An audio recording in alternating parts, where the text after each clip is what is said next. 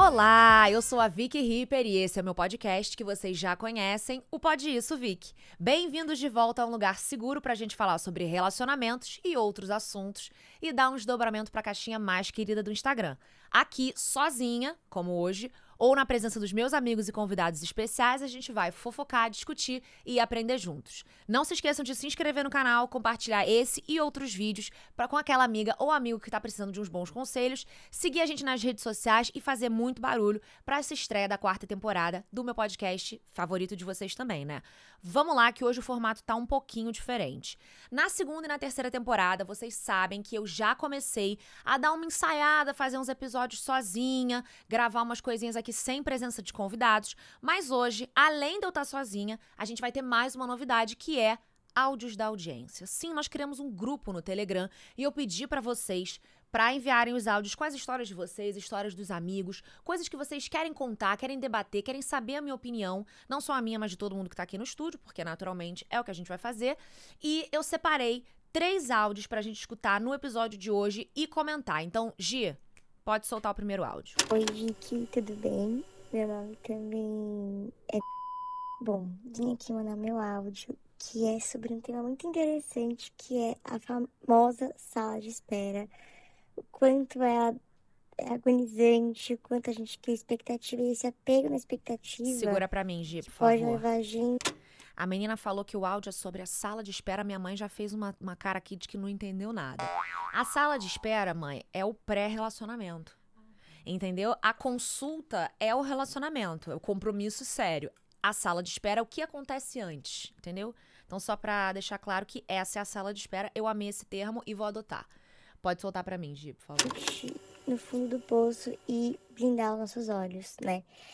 Há uns 3 anos atrás, eu conheci uma pessoa, aquela coisa, né? Na qual no começo eu nem quer ficar, você nem já tão bonitinho, mas insiste em dar chance pro feio, eu insisti. Aí, pra Jaguatirica, né? Dei uma chance pra Jaguatirica. Tudo bem, a gente foi ficando, ele foi se mostrando um cara ótimo, um cara excelente. Minhas amigas, não, investe que esse cara é pra casar, que esse cara é pra casar. Segura pra mim, Gi. Quando as amigas aprovam, é difícil você botar um ponto final, né? Porque a opinião das amigas é uma opinião importante. Da mesma forma, se as amigas são contra... Não que você não vai fazer, né? Porque é o que mais tem por aí. Gente que vai contra a opinião das amigas e comete os erros que quer cometer. Mas quando as amigas vão lá e aprovam, é quase uma chancela pra você ficar tranquila. Agora você falou assim, eu dei uma chance pro Jaguatirica. Minha filha, ele nem era Jaguatirica ainda, né? O Jaguatirica é muito mais lá pra frente. Mas tudo bem, ele era incrível, ele era maravilhoso. Beleza, vamos continuar ouvindo então. De realmente investir, 2 meses depois ele foi jogar futebol em um país na Europa. Beleza. Só que a gente decidiu, continuar juntos. Porque assim, a gente tava... Quando eu decidi que realmente gostava dele, que realmente queria investir, eu falei pra ele, e foi totalmente recíproco. Falou, até te amo. Falei, nossa, te amo em caps, tá? Que eu não esqueço até hoje. Te amo em caps. Pausa pra mim, Gi. Você percebeu, minha mãe tá morrendo de rir. Você percebeu que o te amo, ele veio no WhatsApp, né? Te amo em caps. Cara, vocês me matam. Vocês me matam. Aí tá, ele foi jogar futebol num país da Europa. Chique ele. Achei chique. E vocês conversaram e combinaram de continuar a dar essa chance mesmo à distância. Beleza. O que é de gosto regala a vida. Vai. Ficou 1 ano e alguns meses na Europa, alimentando uma expectativa na minha cabeça que quando ele chegasse aqui no Brasil, aqui em São Paulo, nós íamos ficar juntos, casar e ter 3 filhos pra sempre. 3. Essa era a ilusão que ele colocava na minha cabeça todos os dias, falando que me amava. Eu fiquei 1 ano e 3 meses esperando a Jaguatirica. Sendo que hoje eu vejo que ele dava vários indícios que ele era um bosta, que ele não estava presente, que ele sempre estava em cima do muro. Ah, mas vamos ver pra sempre, mas... Pra sempre, não, desculpa. Mas vamos ver mais pra frente, como que vai ser. Sempre me jogando nessa salinha de espera, no e se. E eu fiquei com uma agonia, uma dependência emocional nessa expectativa, uma dependência emocional bizonha nesse si. Bizonha, porque eu blindei os meus olhos completamente. Pausa pra mim, Gi, pausa pra mim. O relacionamento sério, à distância, vocês sabem que eu sou muito... É difícil pra mim me relacionar à distância. Eu acho que eu sou uma pessoa que eu preciso de contato, eu preciso de presença. Eu não gosto nem quando meu namorado viaja uma semana. Mas isso é uma característica minha. Não é por isso que eu acho que relacionamento à distância é uma coisa impossível. Eu acho que ele pode acontecer, ele pode dar super certo. Inclusive, já vi muita gente dar certo, dependendo do temperamento da pessoa, das expectativas, do nível da distância, do quanto você tem de disponibilidade pra ir e vir do lugar onde a pessoa tá morando. Isso tudo influencia e acho que pode dar certo. Agora, o que pega pra mim é o fato de que vocês não estavam num compromisso sério, pelo que você me falou aqui. Ele não queria assumir, ele ficava te enrolando, né? Ele ficava falando mais pra frente, mais pra frente, mais pra frente. E você vivendo às custas... Quer dizer, você vivendo justamente dependendo dessa eventual confirmação de que o relacionamento de vocês era sério? É isso? Me corrija se eu estiver errada. O pessoal do estúdio entendeu isso também. Ela tava num relacionamento que não era sério à distância. E você não tava ficando com mais ninguém? Aí complica. Vamos voltar, Gi. Todo mundo podia falar, nossa, não, por favor, dá uma pausa.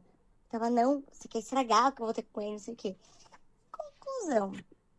Eu esperando ele 1 ano e 3 meses, naquele te amo pra lá, te amo pra cá.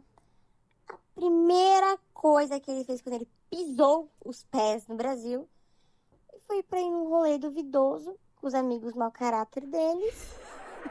Aquele grupinho. E eu falei, não é possível que ele não vai me ver. É Ele não vai me ver. É possível. Não é possível. Ele foi, ficou com um monte de meninas, os amigos dele postaram no Instagram, tipo, tiraram sarro de mim, foi ridículo. E detalhe, uma semana depois que ele tava aqui, foi quando ele quis me ver, quando ele quis. E quando ele quis me ver, eu fui até a casa dele, um dia útil. Não. Olha só, vou falar um negócio. Ainda bem que meu Botox tá vencido, porque eu posso me manifestar bastante sobre esse áudio. Eu tô pra renovar, porque é o seguinte, gente. O cara tá aqui há uma semana, ele não fez questão de te ver no minuto em que ele chegou, já é um absurdo. Vocês estavam num rolo há 1 ano e 3 meses. Já não existe rolo de 1 ano e 3 meses, essa é lição da 5ª série da Escola Vicky Ripper. É aquela coisa que a gente aprende no fundamental ainda. E o cara não quis te ver, você foi até a casa dele no dia útil, como você mesma disse, no dia útil, depois dele ter ido pra festa com os amigos mau caráter e ter pego um monte de menina. E que tipo de gente posta que beijou alguém no Instagram, gente? Isso é moda? Dá play pra mim, Gi, por favor. Tá, eu trabalhava de home office, fiz meu home office na casa dele. Pra dar, tipo, 4h da tarde, ele, não, você pode ir embora que eu vou pra academia, não posso perder um treino na academia que é do prédio. E estou fora, assim, como se nada. Depois falou pra mim, não quero mais nada não, tá bom? Beijo, querida, tchau, tchau. No começo, né, foi horrível esperar aquela coisa, mas, gente, o conselho, assim, que eu enxergo nisso, não, todo mundo tem expectativa, porque sem expectativa a gente não vive pra nada da nossa vida. É verdade. Mas se apegue aos fatos, se apegue à realidade, se apegue a ações, não só palavras. Isso é o que mais ficou pra mim até hoje. Vamos lá, a Gi tá com uma dúvida, passa pra gente. Pois é, a dúvida da Gi é muito pertinente. Ela falou assim, minhas amigas super aprovaram no início, mas e aí? Depois desse 1 ano e 3 meses, o que as amigas acharam? Porque você convenientemente omitiu a opinião das suas amigas ao longo, né, desse relacionamento que não era sério, mas que você agia como se fosse sério. E eu gostei muito porque, o que acontece, né? Vamos por partes. Eu acho que quando a gente tá no pré-relacionamento, na famosa sala de espera, a gente tem uma projeção muito grande das pessoas, né? A gente não conhece aquela pessoa totalmente, a gente tem conversas muito mais superficiais e rasas do que a gente tem num relacionamento sério. A gente tá conhecendo aquela pessoa. Aí você ainda não se coloca em todas as situações que você vai se colocar com aquela pessoa quando você tá mais séria com ela. Então, naturalmente, você não vai conseguir conhecer a totalidade daquela pessoa. E por isso, o que é normal, tá? Por isso você projeta. Então é assim, você não sabe como aquela pessoa vai ser como marido, mas você já acha que ela vai ser o melhor marido do mundo. Você não sabe como aquela pessoa vai ser como pai, você não sabe como aquela pessoa vai ser quando estourar o cano da sua casa. Você não sabe, mas você já projeta, porque você não tem a realidade e você quer que dê certo, então você projeta. Mas a gente fica na superfície e fica fantasiando o que a pessoa é de verdade, ao invés de se apegar aos fatos. E aí entra o que eu achei bem interessante do seu relato, que ele não foi em vão. ele não foi em vão porque você aprendeu uma lição, entendeu? E eu acho que errar, passar por esse tipo de perrengue na vida, todo mundo vai errar. E eu acho que o que não mata a gente fortalece a gente. E o que eu achei positivíssimo é que você aprendeu com uma experiência sua, que vamos combinar que é o melhor jeito de aprender, é o jeito mais dolorido, claro, é muito melhor você aprender pela experiência do outro, mas você só aprende de verdade quando a experiência é sua. Então você usou o seu episódio pra aprender e, de fato, veio com um conselho para as nossas amigas, que é se apegue aos fatos. Eu concordo com você quando você diz não existe um cenário da vida que a gente não consiga criar expectativa. Eu concordo, eu acho que sem expectativa a gente não vive. Você tem toda a razão. Mas os fatos são mais importantes do que a expectativa, né? Se apegue a esses fatos. Outra coisa muito importante é que quando a gente tá nessa fase do pré-relacionamento, a gente acaba vivendo uma coisa que era pra ser algo super leve, uma fase de desapego, de falta de compromisso, que pode ser uma coisa que gera algo positivo pra gente. E a gente acaba vivendo numa agonia, numa ansiedade por causa da indefinição, da falta de rótulo. E a gente nem aproveita a parte legal da sala de espera, né? Do pré-relacionamento. Acho que no seu caso, teve o fator distância, que eu acho que é bem pior, porque você não viveu a parte boa mesmo, né? Você ficou só agoniada, você fala, eu tava agoniada, eu tava ansiosa, eu tava com dependência emocional. O caboclo lá na Europa fazendo sabe-se lá o quê. A gente sabe, na verdade, né? Voltou, fez pior ainda com os amigos mau caráteres dele, eu achei isso sensacional. E você aqui, a ver navios, sem curtir a sua vida, perdendo seu tempo. Porque uma coisa é você ficar esperando uma pessoa que vale a pena, uma pessoa que tá te dando sinais de que ele quer algo mais sério com você, uma pessoa que tá te dando sinais de que tem vontade de assumir um compromisso sério, de ter algo de longa data com você. Outra coisa é isso aí que você passou, né? Então, assim, não vamos ser escravos das nossas expectativas. Eu acho que isso é o mais importante. Mesmo criando a expectativa, a gente tem que estar pronto para se frustrar. É muito difícil, você vai viver sempre com o pé atrás? Talvez não o pé, um dedinho, uma ponta de um calcanhar, um fio de cabelo. Vamos? Então vamos. É isso, pessoal. Fica aí o apegue aos fatos e vamos ao áudio 2. Vamos lá, Gi. Só um instante. Fala, que a minha mãe tá com dúvida. Não, é que eu me lembrei de um caso que eu vi no jornal, que a uma mexicana casou, uma festa enorme e tal, e o noivo preferiu ficar na festa com os convidados dele, em vez de ir pra lua de mel. Ela se divorciou dele. Vamos lá, só um minuto que essa a gente vai trazer aqui pro... Minha mãe acabou de... Ao ouvir essa história, ela se lembrou de uma outra bem interessante que ela viu no jornal ontem, que é uma mexicana, se casou, né, com o festão, madrinhas, bebida, comida, tudo que tem direito, aquela coisa maravilhosa, aquela festa assim pro Instagram mesmo. E aí o rapaz preferiu ficar com os amigos na festa do que ir pra lua de mel? Mas a festa era uma rave, ia durar meses, ia durar dias. E aí ele não foi, e aí ela se divorciou dele. Essa se apegou aos fatos. Mas ela se apegou aos fatos. Também me separaria. É isso, né, gente? Vamos lá, áudio 2, então. Eu tenho 20 anos, moro em BH. E eu queria contar a história do meu último relacionamento. No momento, eu estou em um relacionamento. Eu namoro já há 4 anos e alguns meses. Legal, namoro estável. 7 meses, eu acho, sei lá. Mas, tipo, no mês que vem já faz 5 anos que a gente tá junto, né? Junto mesmo, assim, só os dois. E o meu relacionamento atual é maravilhoso, perfeito, o amor da minha vida, completamente. Graças a Deus. Enfim, não é disso que eu quero falar. Não é. Eu quero falar no meu anterior. Quando eu tinha 14 anos, eu tinha acabado de fazer 14 anos, tipo, poucos Pausa pra dias mim, depois. 14 anos. Meu primeiro relacionamento também foi com 14 anos. E sabe o que eu tenho pra falar sobre ele? Nada. Porque foi um relacionamento de escola, a gente andava de mãos dadas, foi meu primeiro beijo de língua, que eu dei no play da minha amiga Marcela, um beijo, Marcela, com a minha bata da Espaço Fashion, que eu comprei justamente pra esse dia. Cheguei em casa e contei pra minha mãe, lembra, mãe? E aí logo depois eu namorei esse rapaz por longos 2 meses e terminei com ele no recreio. Tá? É isso que um relacionamento de 14 anos tem que te proporcionar, com todo respeito. Então vamos lá. Bora continuar aí, Gi. eu conheci um garoto pelo Instagram. Tipo, ele curtiu umas fotos minhas e a gente começou a conversar pelo direct. E aí, rapidinho, a gente já passou pro WhatsApp, começou a conversar pelo WhatsApp. E a coisa toda foi muito intensa. Tipo, hoje, eu diria que foi o famoso... como é que o povo fala? Love bombing. Love bombing. Foi exatamente isso. Porque foi assim, foi uma loucura. E eu... Pausa pra agora mim, olhando Gi. pra trás, assim, né? Eu achei genial que a minha mãe já cantou aqui pra mim o termo love bombing aqui na minha orelha esquerda, o que nos diz que ela tá super ligada. E sim, o que é o love bombing, né? Pra quem tá assistindo, a gente aqui não faz distinção. Se você não sabe o que é love bombing, a gente explica. Love bombing é bombardeamento de amor, né? Literalmente falando. Mas o que ele significa na prática? É aquela pessoa que ela percebeu que as mulheres, geralmente aquela pessoa é homem, tá? Quando eu tô falando aquela pessoa, só pra ser bem politicamente correta eu falo pessoa, mas é homem mesmo.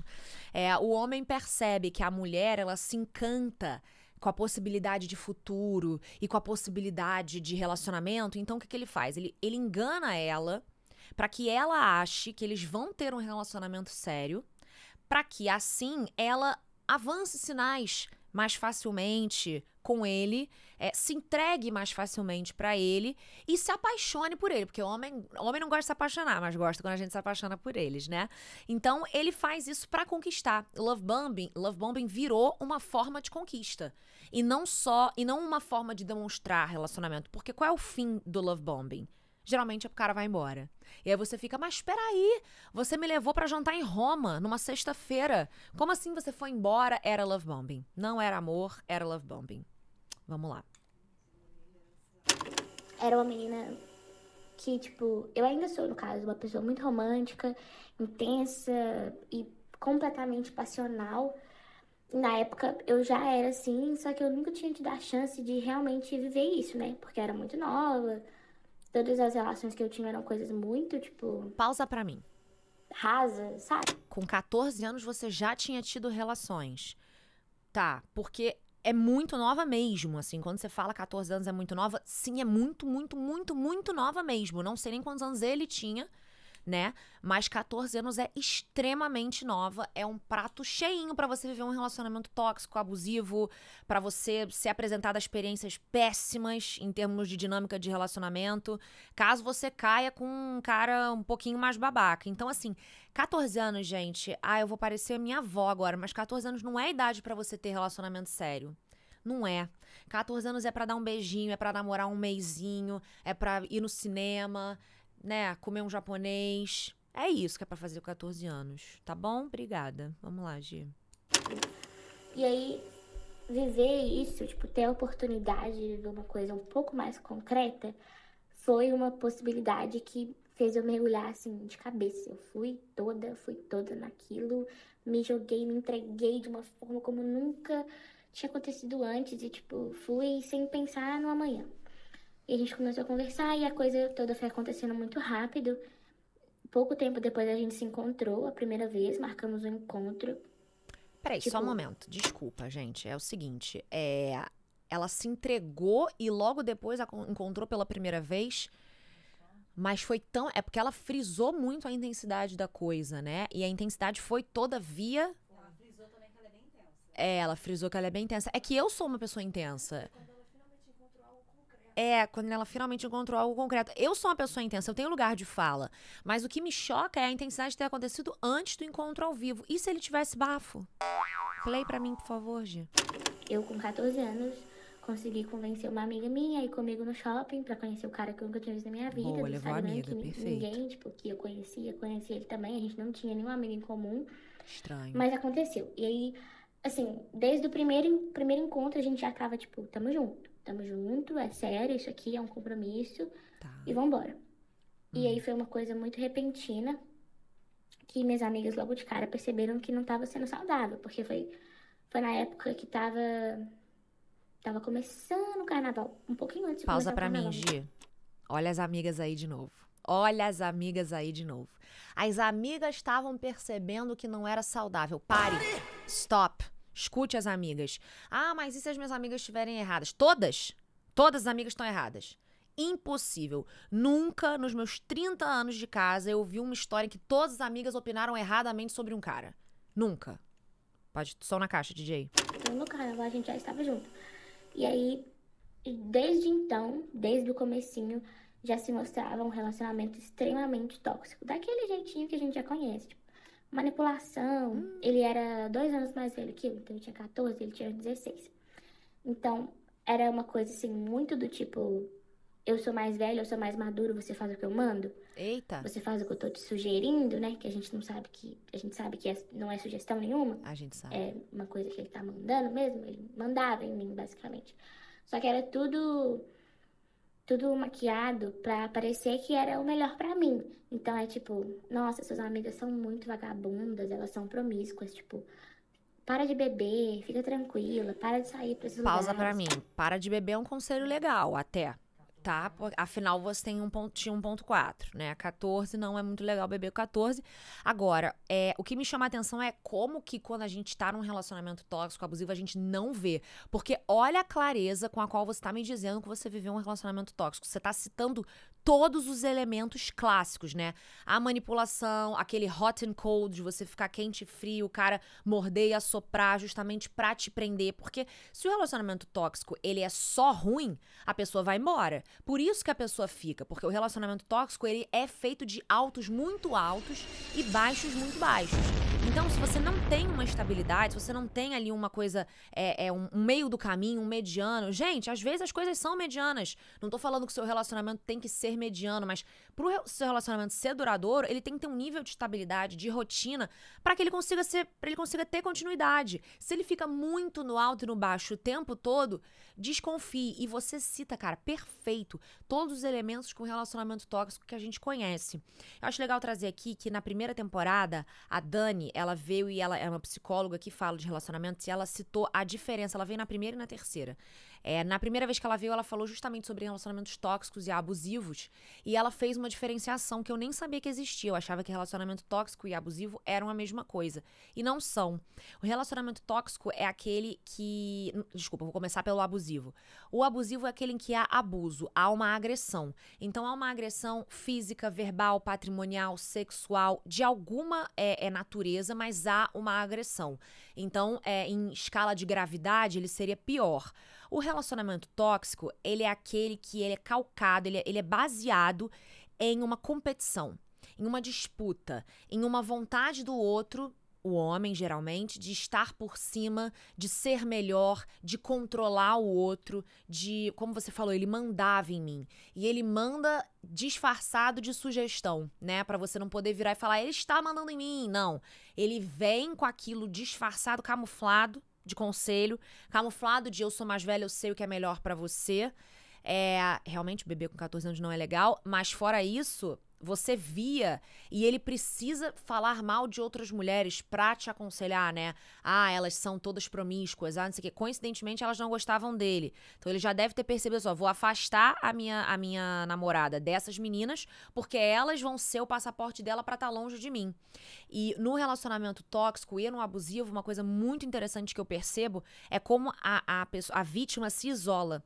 Ela vai se isolando, porque também as pessoas ao redor dela vão enchendo o saco. As pessoas ao redor dela vão vendo assim, cara, eu não aguento mais. Eu recebo muita mensagem de gente assim, porque a minha amiga tá num relacionamento claramente abusivo, devo me afastar dela? Eu falo, cara, só se você quiser que ela se afunde ainda mais.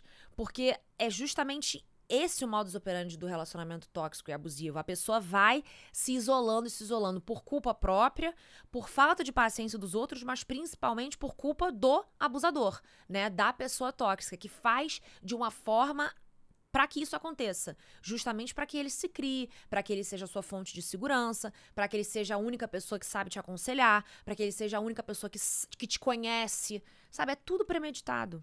E o cara tinha só 16 anos, imagina como esse cara não deve estar hoje. Vamos lá. Para de ser amiga dessas pessoas, você é melhor do que isso não vai te fazer bem no futuro. Todo esse papo de tipo, eu sou madura, eu sei o que eu tô te falando, e eu ia nisso. E aí, foi indo. E aí, foi uma relação, assim, que teve muitos altos e baixos. Olha aí. Os altos não eram tão altos assim, os baixos eram muito baixos. Tive problema com a minha família. Olha aí. Tive problema com meus amigos, tive problema com a família dele.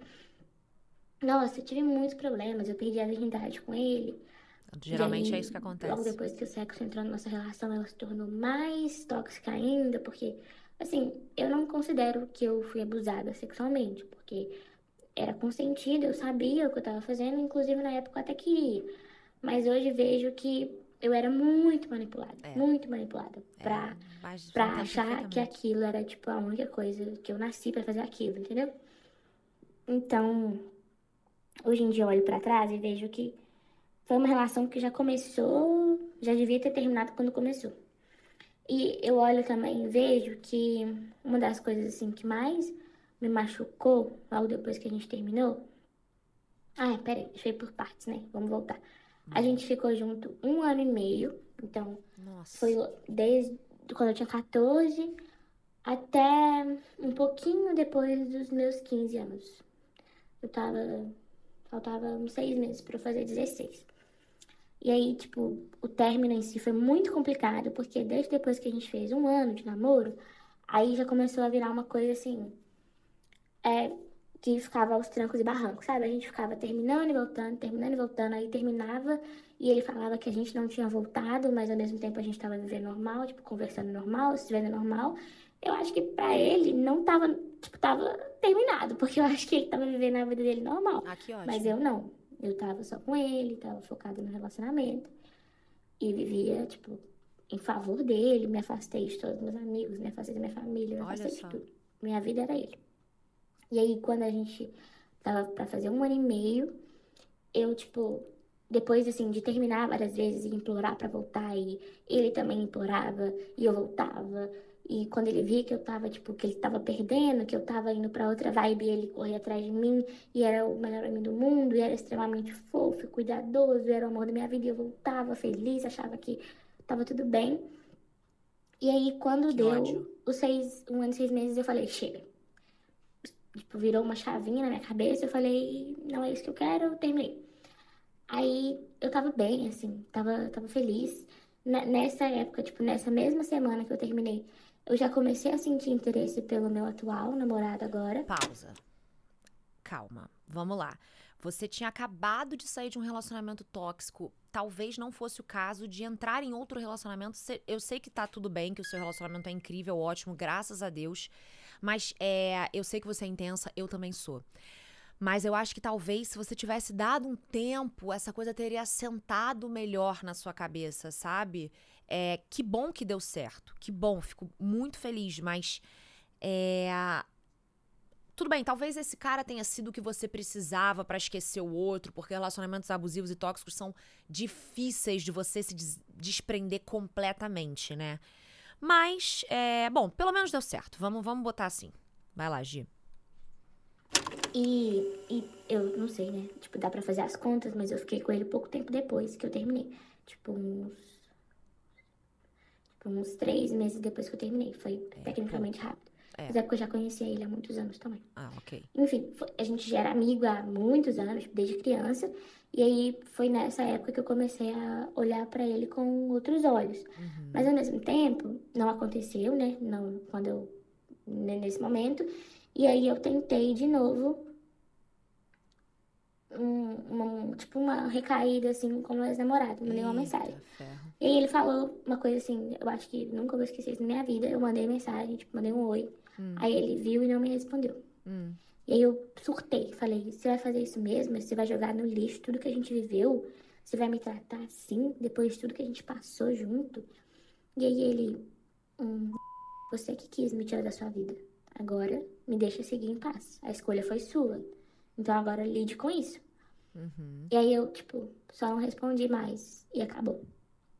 E desde então, eu nunca mais vi ele na minha vida. Graças a Deus. Nunca vi, nunca trombei em lugar nenhum, em canto nenhum. E eu vivo num ciclo eterno de não conseguir finalizar esse laço dentro de mim. Porque foi uma relação que tinha muitos problemas, Sim. muitas camadas. Sim. Ele errou muito comigo, eu sei que eu também errei muito com ele, mas nem se compara. E eu vivo, tipo, na espera de que eu vivi, né? Vivo ainda sinto isso. Na espera de que a gente tivesse uma conversa onde ele reconhecesse tudo isso, sabe? Onde ele falasse, porra, eu fui muito escroto com você, eu acabei com você, né? Eu errei muito, eu te fiz muito mal, eu abusei de você, eu acabei com você, eu te manipulei. Seria meu sonho ouvir essas palavras saindo da boca dele pra validar e pra eu ter certeza de que aquilo aconteceu. Porque tem horas, assim, que eu fico pensando, tipo, graças a Deus, os meus amigos, minha família, chegou a conhecer, porque se não tivesse conhecido, Tipo, foi coisa da minha eu cabeça, né? duvidaria da minha própria sanidade mental. Eu acharia que foi tudo uma ilusão, porque acabou acabou assim, foi uma ruptura tão brusca e tão repentina, foi uma coisa tão do nada, porque como a gente ficava nesse vai e volta, pensei, tipo, porra, terminei aqui, sei lá, a gente vai conversar e a gente vai voltar uma hora. Só que não voltou. E eu acho que eu me curei do relacionamento, acho não, tenho certeza. Eu me curei do sentimento, digo, da coisa romântica, né? Tipo, eu não vou falar que eu não amo mais, porque eu acho que o amor não acaba, o amor se transforma. Não amo mais, mas todo o amor se transformou em muita mágoa, em muito ressentimento. E eu sei que eu só sinto isso porque eu amei demais, porque se eu não tivesse amado, eu não sentiria. Mas eu amei e eu sinto essa necessidade dentro de mim de que tivesse um ponto final, tivesse uma conversa, um esclarecimento, um pedido de desculpa, um pedido de perdão dele, que eu não tenho. E eu acho, E nem eu vai acredito ter. que eu nunca vou ter, porque eu não vou correr atrás disso.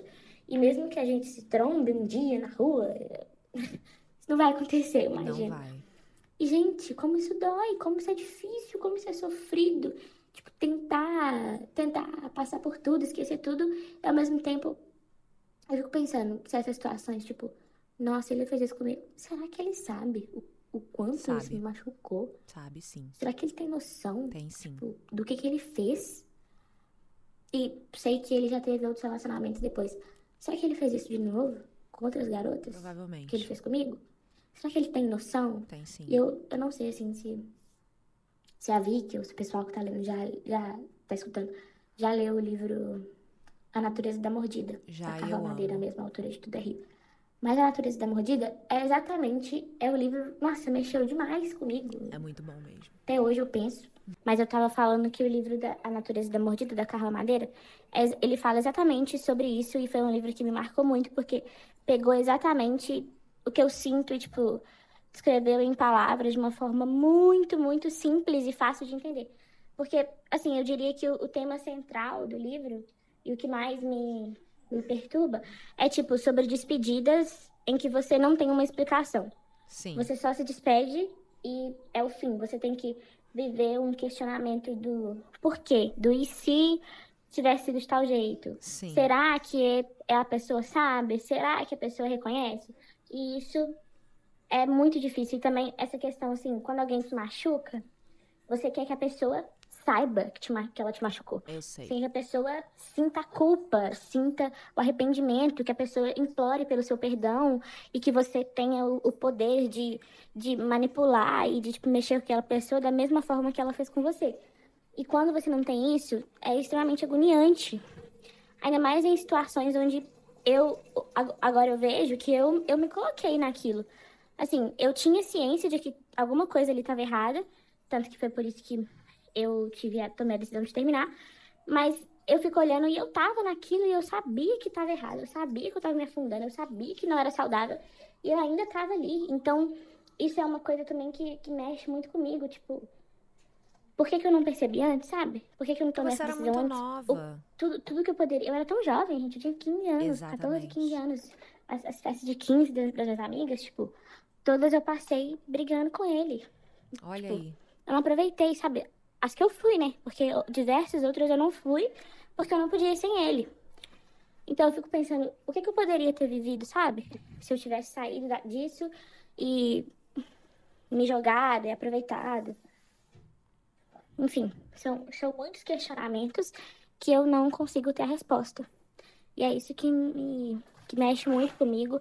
Acho que se fosse pra escolher um tema, tipo, do podcast pra falar sobre, seria essa parte de despedidas, de arrependimento, de perdão. Por que é tão difícil perdoar? E o mais difícil ainda é perdoar quando a pessoa não te pedir perdão. Sim. Isso que é... Nossa, mexe muito, porque você quer ter o poder, né? De falar, eu te perdoo, tudo bem, eu vou passar por isso. Mas é quando a pessoa não reconhece...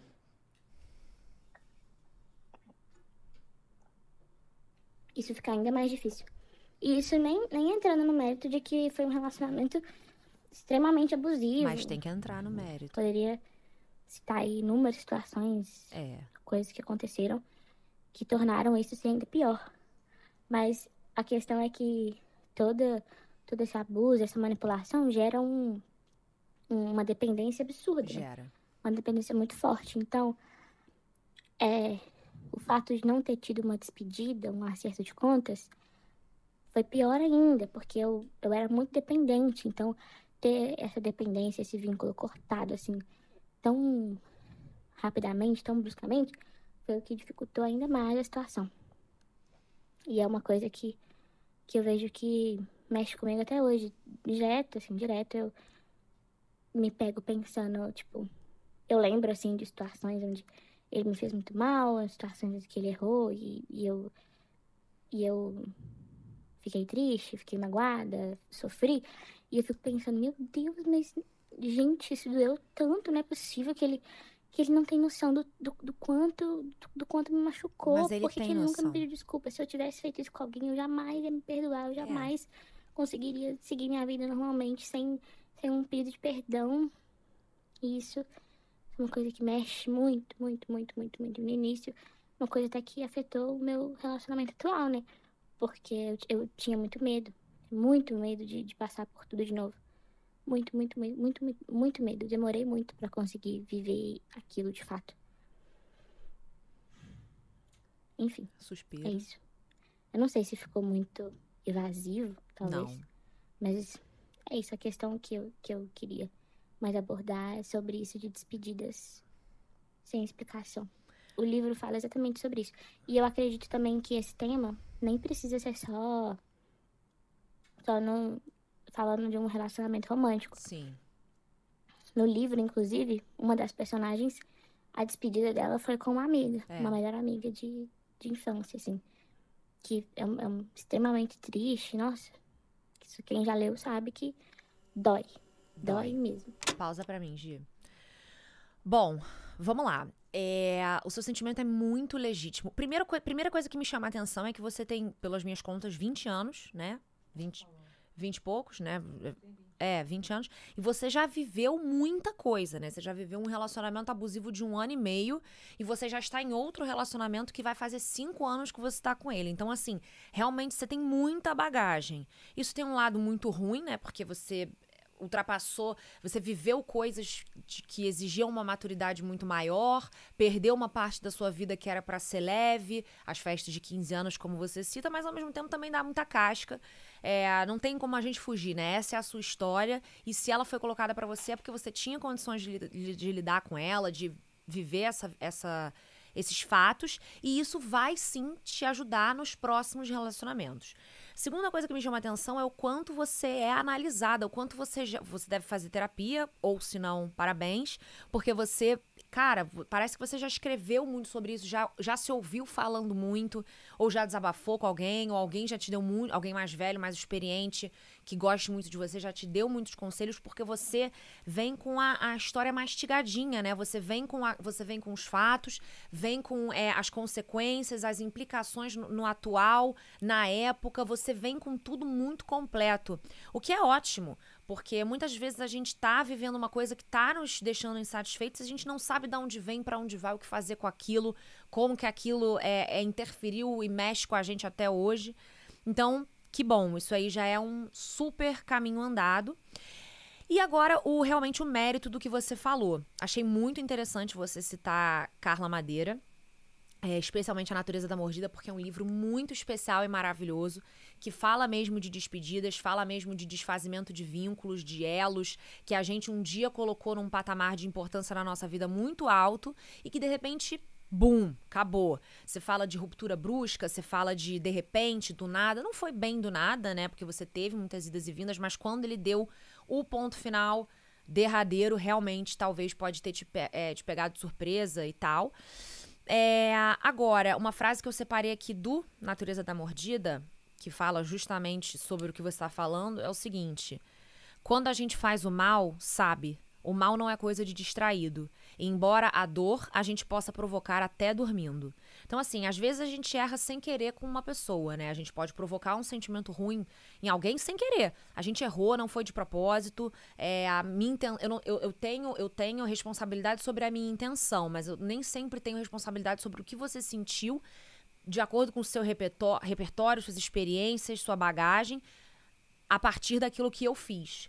Mas, quando a gente faz o mal, quando a gente faz o que esse cara fez com você, a gente não faz isso de uma forma não intencionada e distraída, né? Que é a palavra que ela usa.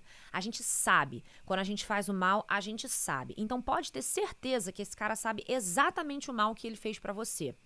E é por isso que eu sou tão avessa e sou tão contrária quando alguém me manda assim: eu terminei um relacionamento com o meu ficante de 4 meses, ele pegou outra na minha frente, era minha amiga, eu descobri que ele tava me traindo, ele mandava mensagem pra não sei quem. Você me conta assim, um negócio horroroso, e depois você fala: eu vou mandar uma mensagem pra ele pra dizer o quanto ele me magoou, porque eu preciso tirar isso do meu peito. Não faz isso. Essa pessoa sabe o quanto ela te magoou. Essa pessoa não precisa que você envie um textão pra ela, um áudio, que você ligue pra ela, que você se exponha, porque ela sabe exatamente o que ela provocou em você. 99% das vezes ela fez isso de forma intencionada, ou pelo menos dolo eventual, né, que é uma expressão do mundo jurídico que diz, é como dirigir bêbado. Você não quis matar ninguém quando você estava dirigindo bêbado, mas você assumiu o risco. Então, uma pessoa manipuladora nesse nível, ela assumiu o risco de fazer muito mal a outra pessoa. Nesse caso, eu acho que ele foi até mal intencionado, né? Ele sabia que ele estava fazendo mal e ele fez aquilo para te manipular pro benefício próprio dele. Então, assim, não fique esperando esse closure, esse fechamento, esse encerramento de ciclo partir da outra pessoa, porque não vai partir. Ele é um cara mal intencionado, ele é um cara que sabe o que ele fez. Ele não precisa te pedir desculpas para que você siga em frente completamente. Eu, Gi, Carol, minha mãe, estamos aqui no estúdio dizendo: você tem razão, ele tá errado. Ele não precisa te dizer isso, sabe? Até porque você quer o endosso, a chancela de alguém tão ruim? Ele é horrível, ele não precisa chancelar o seu sofrimento, te dar razão. Você já tem essa razão, mesmo que ele não te dê. Não fica vivendo em função disso. Se liberta dessa história. Parte pra próxima. Mas como é que eu posso perdoar uma pessoa que me fez tão mal? Porque o perdão é pra você. Não é pra ele, o perdão é pra gente. O perdão é pra gente seguir em frente. Não necessariamente o perdão significa que a gente vai reinserir aquela pessoa na nossa vida, mas significa que você vai conseguir apagar isso. Você já aprendeu com esse fato, já tá aí, o seu aprendizado, os erros eles têm que servir pra nos ensinar. Você já aprendeu, já tá ótimo, maravilhoso. Agora deixa esse erro ter só esse papel realmente de ter te ensinado, ele já cumpriu o papel dele. E agora pode seguir em frente. Acho que é isso. Se liberta desse cara. Ele não precisa chancelar a sua razão. Esse closure, esse encerramento, ele tem que vir de dentro de você. Vai curtir o seu relacionamento, vai se entregar completamente pra essa pessoa que você diz que te faz tão bem, que você deve comparar com outro relacionamento e falar: meu Deus do céu, o que eu tava fazendo na minha vida? E eu espero que você nunca viva isso de novo. E acho que não vai, porque você tá bem calejadinha e bem atenta aos sinais de um relacionamento tóxico e abusivo, e acho que agora as ouvintes desse podcast também estão, né? Então, bora pro último áudio de hoje? Bora lá, Gi. Oi, Carol. Oi, Vicky. Tudo bem? Tudo bem. Então, vim contar uma história que, na verdade, é de uma amiga minha. Ela acabou de me contar, acabou de ir embora da minha casa. E eu falei, essa história é pra Vicky rir. Ela é. Então, ela conheceu um menino, fez um intercâmbio, conheceu um menino. Da mesma cidade dela, enfim, fizeram um intercâmbio juntos. E ele ficava dando em cima dela, mas não rolou nada. Ela acabou até ficando com um amigo dele da época. Eita. Enfim, não rolou nada demais. Mas eles, se curtiram. E aí, depois de um tempo, ela começou a namorar. Namorou alguns anos. E o namoro, começou a desandar, essa coisa de final de namoro. E esse menino reapareceu, ficou dando super em cima dela. mandando mensagem, falando que queria que ela terminasse o namoro, nananã. Enfim, acabou que realmente ela terminou esse namoro. E aí, ele tava morando fora nessa época, tava morando nos Estados Unidos. E, por acaso, ele tava voltando pra passar umas férias, alguns meses, um mês, eu acho. E aí, ele falou que queria muito ver ela, né, essa coisa toda, mas que tava meio que com a agenda apertada. Eles ficaram ali meio que de combinar de se encontrar. Não conseguiam muito horário, muito dia e tudo mais. E aí ele falou, cara, eu não quero voltar pros Estados Unidos sem te ver. Tá. Eu vou ter um rolê com os meus amigos. Beleza. E no outro dia eu vou fazer uma trilha. Então faz o seguinte, vem comigo nesse rolê com os meus amigos. E aí você dorme na minha casa. E no outro dia a gente faz a trilha. E aí a minha amiga falou, tá, tudo bem. Ela falou, tá. A gente faz e tudo mais. E aí ela morava um pouco longe, né, dessa casa, desse amigo, desse rolê. Certo. E ela falou, olha, me avisa 1 hora antes de eu ir, mais ou menos, porque demora 1 hora pra chegar lá na casa desse amigo. Beleza. Então você me avisa e tudo mais. Ele avisou, ela foi. Chegando lá, ele não chegava, ela não conhecia nenhum desses amigos, né? O que já é um rolê pra primeiro date mega estranho. Pausa pra mim. Ela não conhecia ninguém. A cara da minha mãe. Vamos lá, a situação é a seguinte, você tá numa casa que você não conhece ninguém. Longe, muito longe da sua casa. Gente, só um minuto, cara. Que é isso, cara?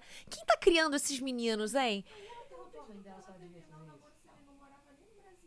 Ele não mora no Brasil, ele quer te encontrar na casa de um amigo a 1 hora da tua casa, ainda te botou numa trilha. Minha amiga. Não, uma trilha depois de um rolê. Uma trilha depois de um rolê que você vai dormir na casa dele pra ir na trilha. Linda, vamos lá, play. Ele mandava mensagem, ele não respondia, não chegava. Passou 1h30, ele não chegou, deixou ela plantada do lado de fora da casa dos amigos dele. Ela ficou se escondendo em mercado, depois saía de mercado. Pausa pra mim, que eu tinha entendido que pelo menos ela tava dentro da casa do sujeito, vivendo uma situação de fobia social, que eu estaria, tipo assim, eu com uma cervejinha na mão, assim. Tudo bom? Oi, tudo ótimo. Tá, não, tá tranquilo. Agora é pior. Quer dizer, não sei se é pior ou melhor. Ela tava se camuflando pelas ruas, perto do rolê, até o querido que não respondia as mensagens dela chegar pra resgatá-la. Miga, sua louca. Que isso? Play. 1h30, depois ele chegou. E aí, não deu muita justificativa, falou que se enrolou com umas coisas e tudo mais. E foram pra essa casa desse amigo dele. Ela falou que foi estranho o date inteiro, né? O rolê inteiro, que os amigos dele foram super legais com ela, mas que foi super estranho. Ela dormiu na casa dele, ele não deu nem um beijo nela, não rolou absolutamente nada. E ela foi embora no outro dia meio puta, né? Não foi pra trilha, claro. E aí, ficou um rolê meio estranho, né? Ela não entendeu muita coisa. Já era uma coisa estranha, mas ainda mais com ele, né? Sem ter feito nada. E aí, eles conversaram, ela ficou, né? Perguntou o que tinha acontecido. E aí, ele falou que simplesmente ele se atrasou 1h30 porque ele estava em outro date, com outra pessoa. E aí, atrasou e ele não conseguiu, né? Não conseguiu cumprir com o horário combinado. Que ele não ficou com ela porque ele se sentiu muito mal, que ele achou que ia ser super escroto ele ter ficado com ela no mesmo dia. Ele só botou ela nessa cilada. Entendi. Então, assim, ele fez a menina passar por tudo isso para não dar um beijo nela porque ele se sentiu mal. Ela tava mandando mensagem falando pra ele terminar o namoro, pra ela terminar o namoro. Ele ia morar nos Estados Unidos, ou seja, não tem nada a ver uma coisa com a outra, que ele queria que ela terminasse o namoro pra dar um beijo, que não deu beijo. Porque chamou ela pro... Olha só, deixa eu falar. Deu bolo nela, mas não deu, né? Porque fez ela ir pro... Ela foi lá no negócio, ficou 1h30 se escondendo em mercado, e vocês achando que o date ruim de vocês tá ruim, né? Acabou o áudio, Gi? Tá. Então, eu não sei se é uma prática dessa nova geração para se mostrar mais desapegado e mais indisponível ainda emocionalmente, ou se é a minha aversão à não monogamia. Eu sou parcial, completamente. Mas eu penso o seguinte, se tem gente que admite até ser casado e que o outro tenha seus relacionamentos, eu acho que eu vou ter que botar na conta da minha aversão à não monogamia. Mas eu penso o seguinte, eu conheço muita gente que vive relacionamentos não monogâmicos, né, relacionamentos abertos, que não quer saber o que o outro faz. E eu acho que nessa fase, assim, do pré-relacionamento, quando você não tem nada com a pessoa, você sabe que a pessoa tá ficando com outras pessoas, você sabe disso. Agora, quando a pessoa verbaliza isso pra você, e isso se torna um empecilho pra que você tenha um date maneiro com aquela pessoa, pra que você realmente viva algo legal com aquela pessoa, como foi o seu caso, aí eu acho que já passa um pouco dos limites, né? Ou esse cara desculpa, é o caso da amiga. Eu tava esse tempo todo bom ponto. É o caso da amiga. Desculpa, eu tô falando com a tua amiga, tá? E eu acho que ele podia ter mentido, né? Eu não fui no date porque eu fui levar minha avó no judô, fui dar banho na minha TV, alguma coisa do tipo. Mas seria bem menos pior. Eu prefiro que o cara minta. Quando é aceitável o cara mentir? Nesse caso. Porque eu não ia conseguir. Se ele me falasse isso antes do date, tipo. Se ele me falasse isso antes do date, tipo. Desculpa, eu atrasei porque eu estava num date. O cara fala isso pra mim, eu ia falar, então você volta pro seu date, porque pra mim isso ia acabar completamente a vibe. Por quê? Porque pra mim o que me atrai numa pessoa, além de barba, é a possibilidade de ter algo com ela. Eu vi até uma entrevista do John Mayer falando isso, que justamente o que é atrativo pra ele no relacionamento é quando você se vê com aquela pessoa. Então, assim, se eu não consigo me ver num futuro a longo prazo com aquela pessoa, eu posso até continuar achando ela bonita, posso até continuar querendo beijar ela, ficar com ela, mas não ter alguma coisa. Eu não vou conseguir me apaixonar, porque eu vou saber que vai ter sempre alguma coisa que vai me impedir de ter algo sério com ela. E o que eu gosto, no fim do dia, é algo sério. Então, isso já dá uma quebrada na minha vida. Então, mesmo no início, o que me atrai com a pessoa é uma possibilidade de futuro. Agora, não foi só isso, né? O cara te deixou plantado 1h30, brincando de pique-esconde, na esquina do amigo dele, que era a 1 hora da tua casa. Gente, eu não teria saído de casa se o cara não tivesse me... Ela falou assim, me avisa 1 hora antes. Se o cara não tivesse me mandado 1 hora antes, eu teria ficado na minha casa.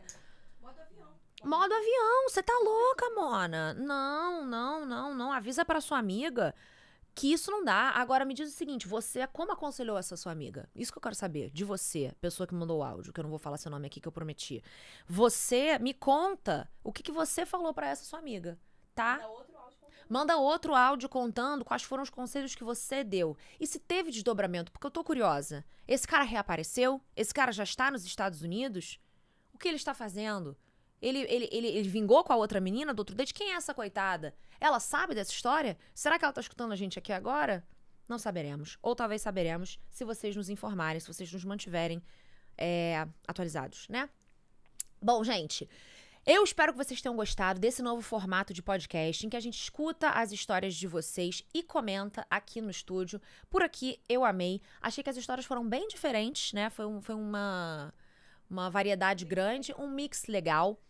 Tópicos mais profundos, tópicos mais rasos, mais engraçados, mais tensos, né?